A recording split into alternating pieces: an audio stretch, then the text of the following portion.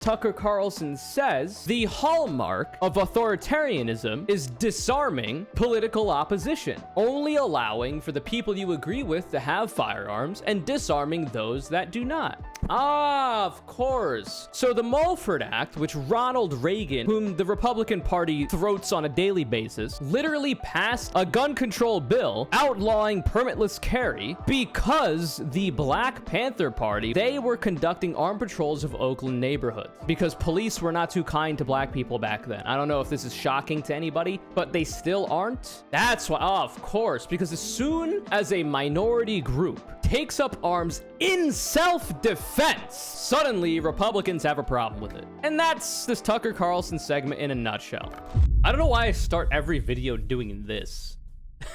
So for those of you who don't know, who've been watching my stream for any amount of time and have somehow missed it, I, personally, am a pretty big fan of responsible firearm ownership. Under no pretext, you know, old Marxy boy himself talked about it. I am a big fan of being able to utilize a firearm in order to defend yourself, your community, etc., etc. Now, when I talk about responsible firearm ownership, I try to be responsible with my rhetoric and the things that I say about it, which is to say, whenever I talk about it, I'm like, yeah, if you're comfortable with it, you know, because the first step to responsible firearm ownership is understanding if you're comfortable with the damn thing before you even get it. You know what I mean? So like you go to a range with a friend and you try it out. Maybe you take some classes and whatnot if you're not too familiar. And then eventually you find out, okay, do I think I have the capacity to own one myself? Do I even want to own one myself? Do I wonder if I might be potentially, putting people in harm's way for having one? Blah, blah, blah, blah, blah. You know what I mean? Because I am a normal person. I understand that firearms are tools, and like any other tool, they can be used for good or for bad. And unfortunately, the right, conservatives, etc., don't seem to understand that. For some reason on the right, people, when it comes to their guns, are ammo-sexuals. They're very excited about their murder dildos, and they really enjoy the girth and the length of the barrel and all this kind of stuff. And I just don't understand that personally. I get, like, the mechanics of guns are interesting. I am also interested in the mechanics of guns, taking them apart, putting them back together, how they work, how they look. It's cool to me. But when right-wingers talk about it, it's almost always like, oh, I wish somebody would. You know what I mean? They're always like fantasizing about having to use their firearm for whatever reason. Usually with like a smoke screen or like a patina of like, oh, well, I'll be using it in self-defense, of course. But there are a lot of right-wingers that are all like on the internet talking about like how they might want to use them for offensive purposes as well.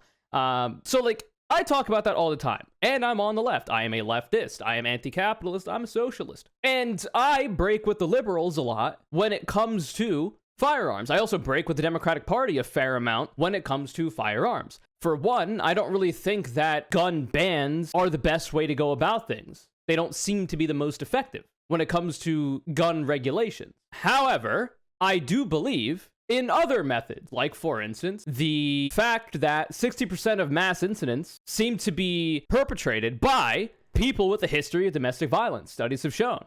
So maybe those people with a history of domestic violence, when the background check is run before they get the firearm, shouldn't be allowed to have one. Maybe I'm crazy, but that was actually the law of the land for the while. But then there came this thing called the boyfriend loophole, where conservatives muddied the waters of the definition of domestic violence, and now it's harder for that to be put in place because Republicans, conservatives want to deregulate firearm ownership as much as possible, at least for now. It seems to be it depends on who's using it, right? Tucker Carlson recently did a segment talking about trans people. Now, I know that might be shocking to you. Tucker Carlson, obsessed with trans people? No way. Talks about them all the time? No way. Even though he's probably never met a trans person in real life? No way. Couldn't happen. There's no shot. I don't believe it. Bear with me. He actually did a segment talking about how there are people showing up to counter-protest, I guess. So it's like what we've talked about before in this video. Base pro-LGBTQ counter-protesters defend Texas drag shows. The big problem seems to be right-wingers, specifically white supremacists and neo-Nazis, seem to really like showing up to pro-LGBTQ events armed. usually open carrying, as a intimidation tactic, as a show of force.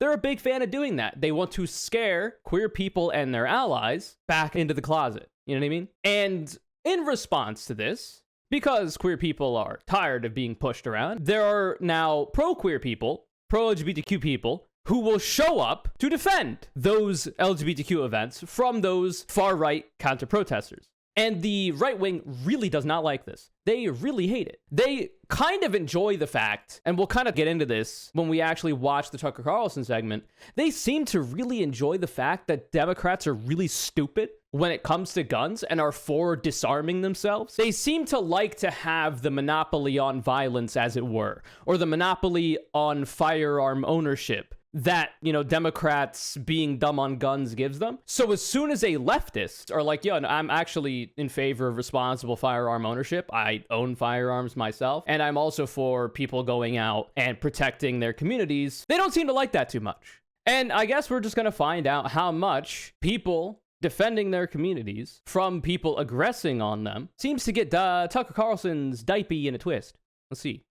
Your average liberal understands perfectly well it's that there's safety in numbers. Don't go out alone. Bring 80 million people with you. It's safer that way. I would say that's true. Now, what's interesting about Tucker Carlson bringing that up is that if you apply that safety in numbers thing to the popular vote, of which the Republican president, through the participation trophy of the Electoral College, ends up losing, but still ends up becoming the president because of the Electoral College, there is safety numbers, and they are outnumbered, and they're aware of that. Republicans are very aware, like I've said before, that their ideology is not popular. Their policy positions, or their lack thereof, are not popular with the American people. If the population of California had as many delegates as the comparable amount of states, like say in the Midwest, that add up to the population of California, that account for more electoral votes, if California had that many electoral votes, the Republicans would never win an election again. You know, far be it for me to think that the majority of people in this country should have a say in what goes on in their country and not allow for the Electoral College just allow losers to win. So it is true that there is safety in numbers, and it is true that right-wingers understand that they're outnumbered. Luckily for them, firearms are a force multiplier. You know, it's the great equalizer, as it were. You could be a fucking thumb of a police officer, but as long as you got a gun, you could just mag dump into people and do really bad police work. You don't really have to be physically fit anymore. There is a reason, a fundamental reason, the Democrats are natural joiners and organizers and petition signers, and that their highest virtue is conformity. What? They know that as long as they're all wearing the same uniform, they'll probably be okay. What? How is natural organizers a bad thing? How is being able to organize people to work for the greater good a bad thing? So, like, this just seems to be anti-democratic messaging. Like, what do you mean? I don't understand. Like you're mad about there being a lot of people that disagree with you? Well, you see one person in Brookline or Bethesda raise a Ukrainian flag in the yard, and actually, Bethesda is a video game company. They make video games like Skyrim or Fallout. You seem to be confusing. Very next day, everybody on the street will have one too. Suddenly, it's an entire neighborhood of foreign policy experts, all special. Wait, okay. So the sign that he's talking about is, we believe Black Lives Matter. I happen to believe that the lives of black people matter. Pretty good. No human is illegal. I would agree with that as well. I don't think that illegal immigration is a thing that exists. I think you should be able to have free movement, and that, you know, borders are pretty arbitrary. Most immigrants, it would seem, don't commit as many crimes as natural-born citizens in the United States. Often, they are less likely to commit crimes because there is threat of deportation if they are found guilty of said crime. Whereas if you're a natural-born citizen or a citizen of the United States, you stay here. You might go to jail or whatever, but you don't get deported. Love is love. Seems pretty true to me. I don't give a fuck who you love. I don't give a shit what consenting adults are doing. Fine by me. Women's rights are human rights. Now that one, you lose me a little bit. Because frankly, I don't even know if women exist. I've not seen good data on if women exist. I think that's made up. Like, women's rights are human rights. How is this offensive? How are you getting triggered by this, Tucker Carlson? Women's rights are human rights? Yeah, I agree. I think women should have equality. This sign is like a meme for a reason. because all of this is so unobjectionable that you have to be a special kind of mentally ill to be triggered by it. Science is real. True. Water is life. Agreed. Seems necessary to life. We should try to keep it as clean as possible. Injustice anywhere is a threat to justice everywhere. Historically speaking, that seems to be true as well. You know, if you allow injustice to fester in certain parts of the country or the world, there happens to be precedent of that trickling over to other places. You saw recently the anti-homosexuality law that was passed in Uganda that was lobbied for by Christian groups in the United States of America so they could get a win on the board in a different country and then be able to utilize that as precedent to potentially do something similar in the States. That law, which, by the way, would criminalize homosexuality and potentially also throw people in prison or give them the death penalty for being homosexual. A lot of right-wingers on the timeline very excited to talk about how that was a good move by Uganda, but they're also simultaneously trying to pretend that they also don't want that in the United States. This sign seems pretty good to me. Let's see. Just last year, these very same people were all eminent virologists, every one of them with passionate views on the details of pandemic management. Yeah, because they understood that the average person is not an epidemiologist or virologist. So they deferred to the people who have gotten degrees and gone to school in said studies because they did that to be able to understand it better. And I don't understand the mind of a person who watches this shit and like actually thinks he's spitting. Like they think he's cooking. I don't understand. This is a party based on the idea of the group. The bureaucracy. Tucker Carlson, Democratic Party's based. Cue cyberpunk music. The blob. It's the party of weak, fearful people who are huddled together for collective power. When the Democratic Party... Wait, weak and fearful people who huddle together for power. Wait, so they understand there are safety in numbers. All data that we have shows that there are more people that vote Democrat than there are people that vote Republican. So there's actually more people that are liberals than are conservatives. There's more of them. And that's why they're a threat to conservatives and Republicans. But they're also really weak and have to huddle together in order to get power. So to Tucker, the enemy is simultaneously strong and numerous, but also weak and to be pitied. Huh. That sounds familiar. Party speaks, it is always with one voice, often in a North Korean accent. Oh, he's talking... No way. He's talking about the plot of A Bug's Life. Oh, that's what he's talking about. Oh, never mind. I get it. You're totally right. He's not talking about real world stuff. He's talking about A Bug's Life. That's true. Accent. One thing the party often speaks about is gun control. No American has the right to own an effective firearm. That's so we're straw manning already. Listen, I hate the Democrats more than the average Republican because I am in a position where they're the best option. They're the closest ideological ally that I have, and I am forced to work with them. However, for as stupid as the average Democrat is on guns, that's still somehow a straw man. Like, you could call out the actual position of Democrats on guns and clown on them, as I routinely do. But you don't have to straw man them, but he has to for some reason, which I guess is just a testament to how ineffective of a rhetorician he fancies himself. So he has to lean on crutches like that. Like, the average Democrat's like, nobody should have any guns ever. I don't think that's the party platform. In fact, a lot of the times when even milquetoast Democrats like Biden talk about guns, they talk about how it's okay that people own them for home defense or own them for hunting, for sport, target practice. Just they seem to have a weird fixation on assault rifles and they want to ban AR-15s. Your Armalat 15. Like, that's not even their take. But I guess it has to be if you're talking to Tucker Carlson's audience. Having a gun like that is just too much autonomy for you. If it continues, you may start to believe that you're a free citizen. And we can't allow that, and we won't. Joe Biden, for instance, makes this point regularly. Watch.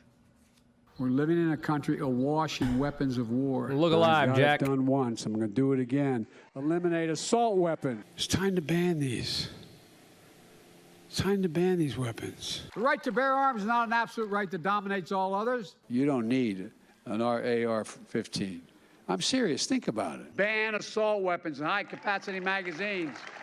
You don't need it. Yeah, so like, It's milquetoast liberal rhetoric on guns, which, in my view, are actually rhetorically inefficient and negative to the average American. And I would like to see that messaging change. But, like, he's talking about specifically banning assault weapons, assault-style weapons. You could talk about, like, the nebulous definition that is. Usually they'll talk about AR-15s and AR-15-style rifles.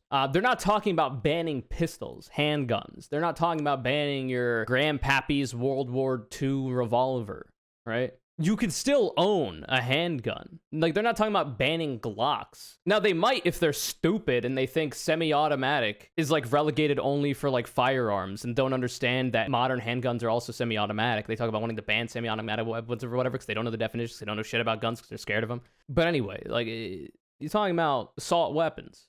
Let's see the spin. An RA-15 or whatever they call it. So that's the head of the Democratic Party speaking very clearly that the party's position on guns. Oh, that's the first time Tucker Carlson's ever said Biden's speaking clearly. I don't think he was speaking very clearly at all. I think he needed to put a little more pep in his step. If we don't control them, you can't have them. Every Democrat thinks this is part of the catechism. So you can imagine our surprise. So the straw man is, if we don't control guns, you can't have guns. So, like, should I be able to own a nuke? Is my question.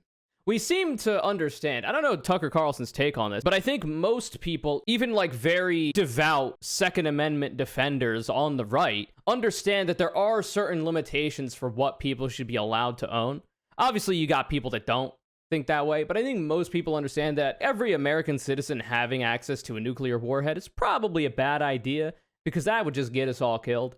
So we have to have some limits. It's just a matter of what the limit is. And by that logic, necessarily, in order for two-way to exist in the current way, if Republicans are not advocating that every American have access to, like, fucking nuclear warheads or, like, ground-to-air missiles or shit like that, if they think it's okay that those things be restricted and only for use with the military, then you, by your own definition, agree with the Democrats then, at least by that straw man, that you can only have firearms if the state is allowed to regulate them. Because otherwise, where's my nuclear warhead, man? Why isn't Tucker Carlson on Fox News every day arguing that I should be allowed to own a nuclear warhead? Clearly, there are limits to this. So, like, where do you draw the line? So you can imagine our surprise. The other day, we're driving through Cambridge in the old hybrid Subaru, adjusting our surgical masks to cover both nose and mouth, and listening, needless to say, to National Public Radio, the voice of menopausal liberalism. And as we're listening, we hear this. We're going to play it for you and see if you can understand our... This is not even relevant, but it's funny that you call NPR the voice of menopausal liberalism when the average demographic watching Fox News is like 60 plus. Like, motherfuckers are shooting blanks watching this show. I don't know that you have much of a leg to stand on, man. Mass shootings targeting LGBTQ spaces and a rise in anti-trans rhetoric have inspired some queer people to take up arms. New Hampshire's public radio Todd Bookman joined a monthly gathering of a gun group that sees firearms as key to their own self-defense. And as you might imagine, this story does include the sound of gunfire. Okay. On a recent Sunday morning, the parking lot of Pawtuckaway State Park in southeastern New Hampshire is filling up with hikers. There's also a different crew, packing up warm clothes and weapons. Thank you all for coming to Rainbow Reload. Oh, Rainbow Reload. What a cute name. It's like Rainbow Road in Mario Kart. Your anti-trans rhetoric makes the trans community carry guns. Rainbow Reload! Wait, literally that's true, though. Like, this is a problem, in your eyes a problem anyway, of your own design. You'll notice that there weren't queer people outside of queer events posted up with their Armalite 15s and whatnot before a lot of this rhetoric ramped up, and notably before far-right white supremacist groups like the Proud Boys, for instance, started going to said queer events, open carrying, in shows of force as intimidation tactics. You'll notice that wasn't happening as much before, but now in the modern day, in response, queer people are finding it necessary, and their allies are finding it necessary to arm themselves and show up outside of these places for community defense, for self-defense. Seems to be pretty easy logic to follow. It's a problem of their own design, right? Like, if you don't want people posted up outside of queer events with firearms, if that scares you, if that triggers you, like it seems to do for Tucker Carlson, then maybe your white supremacist neo-Nazi friends shouldn't go wearing so-called kill your local pedophile t-shirts and then go to drag shows and then call said drag queen a pedophile and, you know, essentially call for their execution. Maybe you shouldn't be doing that, and then queer people wouldn't find it so important to defend their communities and themselves with firearms. It seems to be that you are creating the problem you're crying about right now. They're packing heat. They'll be appendix carrying in more ways than one. Watch out. Wait a second, we thought. This is NPR, National Public Radio, suddenly telling you that actually guns are good. They're valuable tools of self-defense, really against you. Wait, who's you? What do you mean against you? The viewer? What do you mean against you? Yeah, if motherfuckers are showing up at queer events as shows of intimidation and queer people find it necessary to defend themselves, which is what the NPR article was talking about, then yeah. If you're one of those people showing up there, then I guess it's against you, but it's just to defend their fucking communities. I thought you were for that, Tucker. Why is it suddenly a problem when queer people are doing it? Like the Tappet brothers, and we remember very clearly their position on guns. For example, quote, the U.S. has more guns than any other country in the world. That's true. This is the same NPR that, in between updates on the latest trans dinosaur emojis, we've been following those very carefully, routinely runs segments calling for more gun control, and not subtle ones, like the segment entitled, Many Gun Owners Support Gun Control, so why don't they speak out? Oh, yeah. It's true. A lot of gun owners support gun control. The big problem here is that Tucker Carlson conflates gun control with literally banning every single gun. That's the straw man he's having. Whereas when most people talk about gun control, they don't mean literally banning every single gun. They mean common sense gun regulations like universal background checks or red flag laws or wait times for gun purchases so that, you know, sprees of passion in the heat of the moment can't happen as often. You know, things like that. Sane things that most normal people seem to agree with when polled. But because he needs straw men, because the reality that we actually live in is too scary for him, that's what he's going to go with. It's depressing. Guns are bad, except in the hands of trans people. I'm always saying. Wow. Here's more. Groups like Rainbow Reload exist around the country, often called pink pistol clubs. It's a place for experts and the gun curious to practice and improve their shooting. Hell yeah. But this goes beyond hobby. There's a practical goal here, to prepare and protect themselves. If the world is dangerous, then you have to be dangerous back. And that very much has pushed me into where I am now. You notice this person says pushed me. Pushed me to where I am now. Pushed me. It is a response to the conditions of their life and the lives of their communities being threatened that they feel it necessary to do it. It is a response. It is defensive. Ooh, the gun curious. Well, you know, when NPR describes something as the fill-in-the-blank curious, then it's a good thing. Ooh, the pedophile curious. Now the gun curious. What are you talking about, man? The world is dangerous. Bro, you cannot be talking like this when you have said that there was no victim when a fucking school teacher gave a kid a lap dance when he was like 14. You are literally on the record, on live national television, advocating for pedophilia in that instance, or providing cover for it at the very least. You cannot be talking about motherfuckers you don't agree with being pedophile curious when you are literally curiously trying to dissect a way that a school teacher, a woman, giving a young boy a lap dance isn't pedophilic. You're curious about that. You're trying to find out if there's a victim there when there very obviously is, the young boy. You cannot be talking this way, man. It's not a good look. You have to be dangerous back. Now, is that a quote from an FBI indictment of the Proud Boys? No, it's from an NPR segment. At this point, it's hard to tell the difference. And the lip-smacking NPR reporters just say it without any sense of self-awareness at all.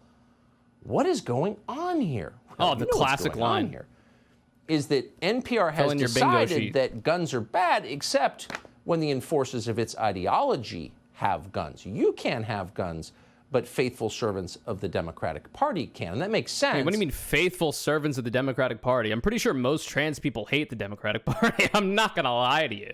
They just vote for the Democratic Party because the Democratic Party is currently trying, not in the most forceful ways they possibly could, to defend trans people here and there. And Republicans are literally actively calling for the eradication of said trans people. So they just happen to be voting for the lesser of two evils. They're not really the biggest fans of the Democrats. Because like all totalitarians, they want a monopoly on force, right? So debate ends at that point. When one side has all the firearms, you don't have to argue. The dumb fuck straw man here is like, oh, well, they want to take away guns from you, red-blooded American citizens that happen to be Fox News viewers and also voting for Republicans. They want to disarm all Republicans, but they want Democrats to be allowed to have the guns. That's not actually the take. And your own rhetoric would prove that. Because you simultaneously talk about how Joe Brandon wants to draft fucking gun control legislation that would disarm Democrats and Republicans from their assault rifles or whatever. That would also make it so trans people can't buy assault rifles, unless you think in your deluded mind that, oh, well, you know, he's obviously going to make a carve out that if a trans person wants to get an assault rifle, then they can, right? You know, then that's totally fine. Like, you're fucking dumb, man. How do people watch this shit? I don't understand. Also, yeah, obviously the state has a monopoly on violence. Like, he's not saying that that's a bad thing. He's just trying to point it out for the hypocrisy. He's actually kind of a big fan of that. What's interesting is this is not just one NPR segment. The social justice reporter from NPR station KNKX in Seattle, a reporter called Lily Anna Fowler, just reported on a fascinating story. It's the suicide of a self-described trans person called Usi. In case you want to look it up, it's EUCY. Here's how that NPR reporter described the suicide of Usi. Quote, spoke to Rachel, a friend of Usi, the Ballard resident who died by suicide yesterday while being evicted by King County Sheriff's deputies. Rachel says her friend had tried to get help in paying rent, but exhausted all options. Well, that's a sad story. Well, that sounds awful. So yeah, here's a person who's fallen on hard times like so many Americans, is getting bounced out of her apartment and kills herself out of desperation. Yeah, that's fucked up. Anyone. So of what relevance is that here? He's probably going to be like, why are these liberals advocating that trans people arm themselves if trans people are just going to use the guns on themselves, huh? Why would you do that? If that's actually the argument he's going to make, then why are you making this segment at all, Tucker Carlson? If you think that's the logical extension of trans people arming themselves, and you just happen to advocate that trans people don't exist all the time on your program, then why isn't that a good thing for you? Why are you working against your own best interest in that way? Like, that doesn't make any sense. And unfortunately, there's a lot of stupid fuck liberals that also make this point. Oh, well, if we are advocating that trans people arm themselves for self and community defense, but the suicide rates are so high because of negative social stigma, not having accepting parents, losing access or not having access to their trans medical care and all this kind of shit. So obviously, you know, if you solve for those issues, suicide rate or ideation or attempts go down dramatically. That's why I always say, if you're not comfortable with having a firearm, there are non-lethal options, right? General self-defense I also advocate for, like close quarters combat type shit. Like, there's a whole lot of other things that you could do that I also advocate for. It's just that guns are the great equalizer, right? So like, if you're comfortable with them, then that is an option for you. That's it. If you are in a position where you do not think you are mentally fit to own a firearm because you have a fear that you might use it on yourself because of the terrible situation that your life is in, then don't get one. That's a fine option to make. Hearing or reading that dispatch from NPR reporter Lily Anna Fowler would feel pretty bad for the person who killed him or herself. Politics aside, completely. But it turns out NPR didn't tell the entire story. What NPR left out was that Usi had shot a sheriff's deputy prior to killing himself. Oh, shit, really? In fact, Usi put that sheriff's deputy in the hospital where he remains tonight after undergoing emergency surgery. That wasn't of any interest whatsoever to NPR's social justice team. So why did they get shot? That's my question. So it's probably not a good play. I'm just curious as to why that sheriff's deputy got shot. Was it when the person was being forcibly evicted from their home? You know, some say that shelter is a necessary human right. You know, that shelter, food, water. People need that to live, it would seem. So having one of those things, shelter, be ripped away from you by force often, you're not going to be in the most rational mind state in that scenario. You're not. And you might make an irrational decision. It's probably not good. Didn't care. What they wanted you to know was that Uzi was... But of course, Tucker Carlson wants to pretend or potentially omit that information, though that I'm speculating on. I have not looked into the story yet, to make it seem like, oh, well, this person went and sought out the sheriff's deputy and wanted to go commit a murder. It's probably the picture he's trying to paint. Let's see. Part of the trans community, and Uzi died. And so Uzi's life matters much more than anyone's, including the cop he shot, and certainly more than yours. So what underlies all of that's one way your worm-ridden brain could analyze the situation, I guess. I don't know how many mental diseases you have to contract in order to come to that conclusion, but I'm sure of the infinite conclusions you could come to, that is one of them. Well, this is not about trans rights, of course. Do you really think Joe Biden and his faithful vice president care about trans rights? Not one bit. About as much as they care about the daily suffering in Selma, Alabama. See, I don't think that the Biden administration is doing as much as they should. I agree. That said, Tucker Carlson opposes literally anything that the Biden administration might try to do to protect the well-being of trans and queer people. So, you know, it's just more hypocrisy burns or things of that nature. He doesn't actually... Not at all. Selma, Alabama is a desperate place. Poverty and violence define it. But they show up once a year to relive the... But, you know, this guy supports policies all the time that actually exacerbate the likelihood of crime and violence, also exacerbate poverty, blah, blah, blah, blah. I hate faux populism. Like, it's so boring. It's so obvious to me because I'm in the shit thinking and talking about this stuff all the time. Like, this faux populism shit is just so obvious. The civil rights movement, and then they leave. That's how much they care. And that's precisely how much they care about the trans community. The trans community, of course, is a vehicle for something else. He says trans community because he doesn't think trans people exist. He doesn't think that trans people are an actual category of people that do exist. And also, he doesn't want them to either, by the way. That's what the air quotes are for. You know, rhetoric like Tucker Carlson's, for, you know, as much as he bitches about trans people arming themselves, are actually partially what is leading to people on the pro-queer side of things arming themselves and showing up to protect community events. Much the same way that, say, the Black Panthers did. So we've been talking about this stupid-ass clip for long enough, and I don't think we're getting much out of it. I wanted to give you a bit of a historical lesson, because if we're gonna hypocrisy burn so much about how, oh, liberals, they're usually for gun control all the time, but as soon as trans people take up arms for community defense, all of a sudden the Democrats, they're for it. What hypocrites, I can't believe it.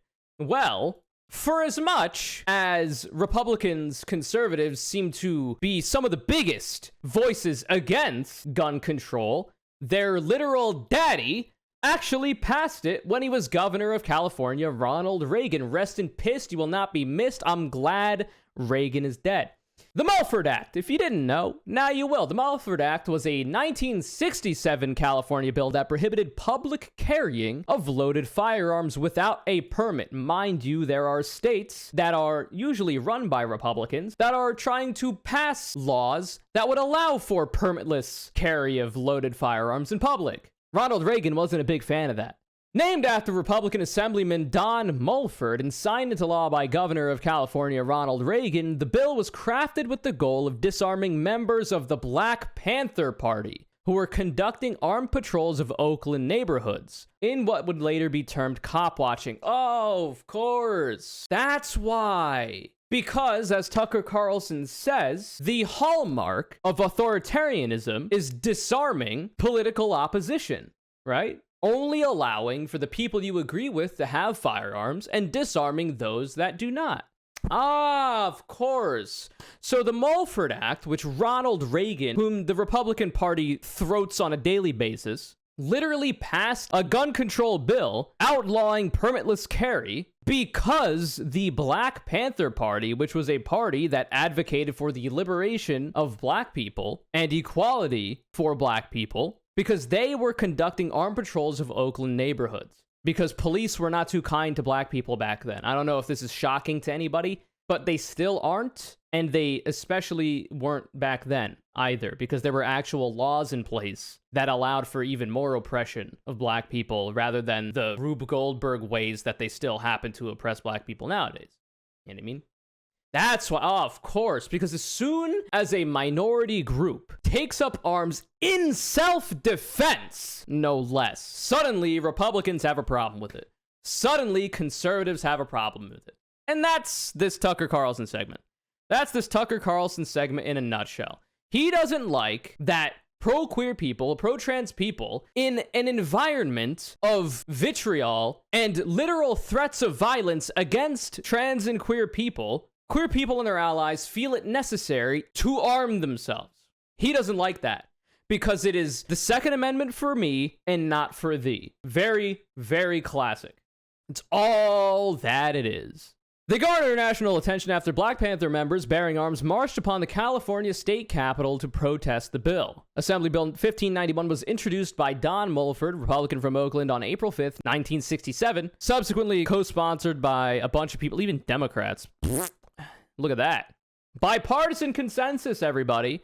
Makes you wonder why I don't like the Democratic Party and, in fact, hate it more than Tucker Carlson does. Both Republicans and Democrats in California supported increased gun control, as did the National Rifle Association of America. Governor Ronald Reagan, who was coincidentally present on the Capitol lawn when the protesters arrived, later commented that he saw, quote, no reason why on the street today a citizen should be carrying loaded weapons, and that guns were a, quote, ridiculous way to solve problems that have to be solved among people of goodwill. In a later press conference, Reagan added that the Mulford Act, quote, would work no hardship on the honest citizen. The bill was signed by Reagan and became California Penal Code NR 25850 and NR 171C. A ridiculous way to solve problems that have to be solved among people of goodwill. Because black people are doing it. That's it. It's because black people are doing it. Very simple. You don't need any kind of convoluted explanations. You don't need to go through all these kinds of different pathways to arrive at that conclusion. It's because the people that white supremacists like Ronald Reagan seek to oppress are the ones arming themselves in self-defense. That's why. That's the only reason they will ever support gun control.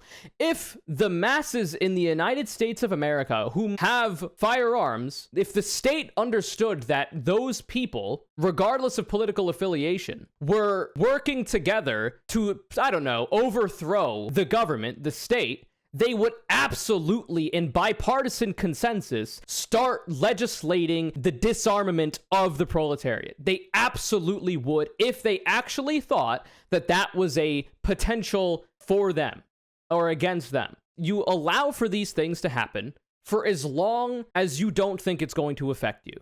So as soon as the Black Panther Party starts arming themselves, well, suddenly you got to do something about it.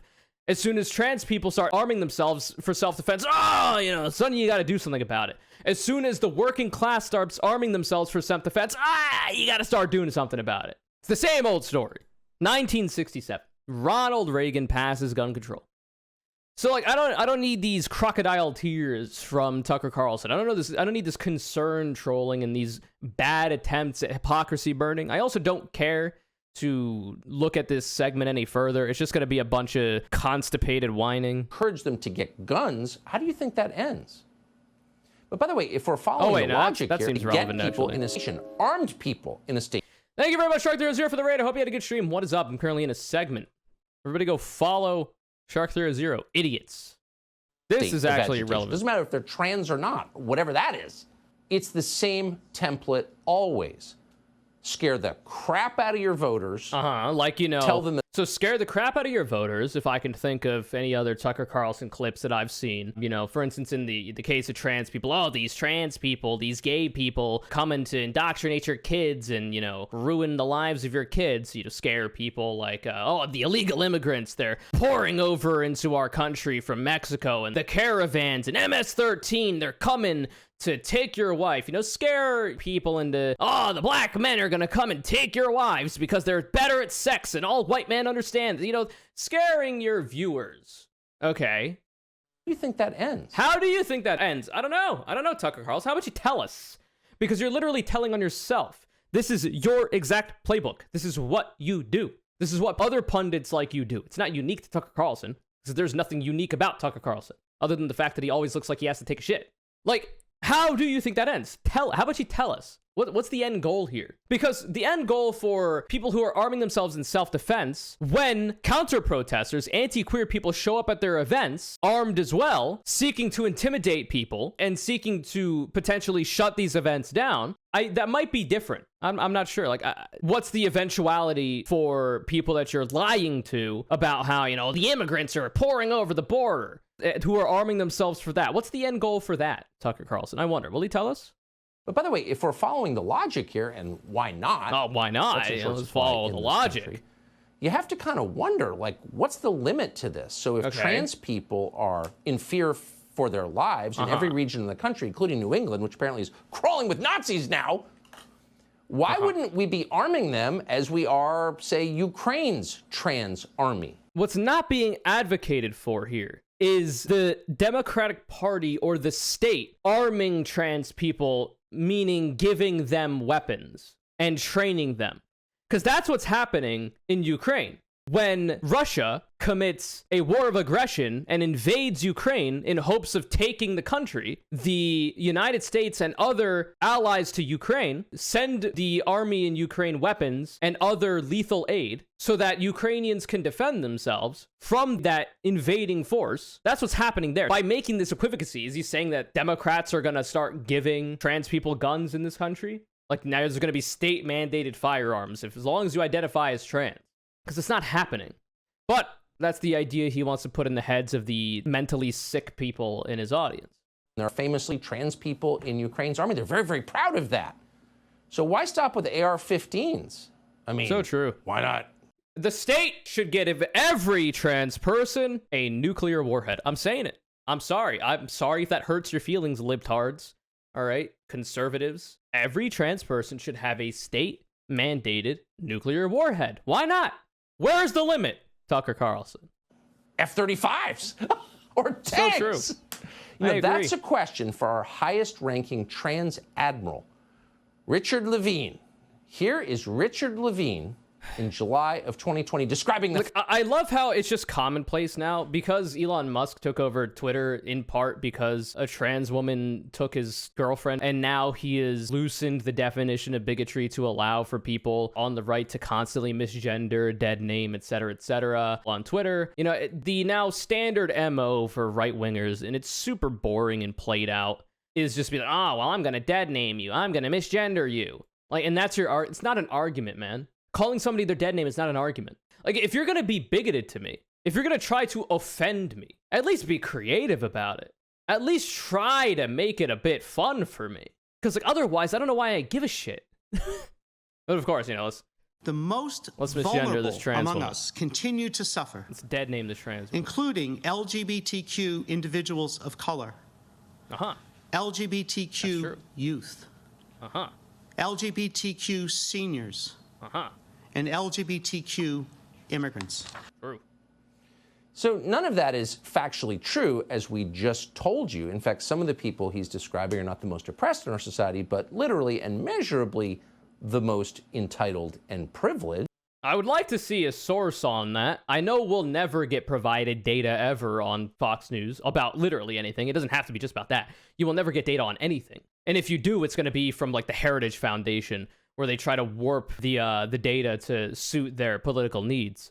How are they entitled? Like, you cannot simultaneously say that trans people are some of the most entitled people and some of the most protected classes of people in the country when more than 400 bills have been proposed to limit their freedoms in the United States of America. Like, these are not two things that you can simultaneously advocate for the 400 plus anti-trans bills on the one hand, and then also say they're some of the most protected classes of people. Like, the circle doesn't square, motherfucker. It doesn't work like that. The Biden administration hired a kid to oversee nuclear waste disposal whose only qualification was his sexual fetishes. So no, there's not genocide going on. Is that true? There's some... I'm pretty sure the person he's talking about actually has a degree that's relevant to the field that he's working in. Or they're working in. Cancel me. I don't know the name or pronouns of the person, but I think he's talking about that one bald person that dresses femininely, that happened to have a kink for like leatherware or some shit. I don't fucking know. Also happened to steal the luggage of some other person, which is an absurd story as well, allegedly. But anyway, like, I'm pretty sure that person was selected for the position because they had a degree in the field.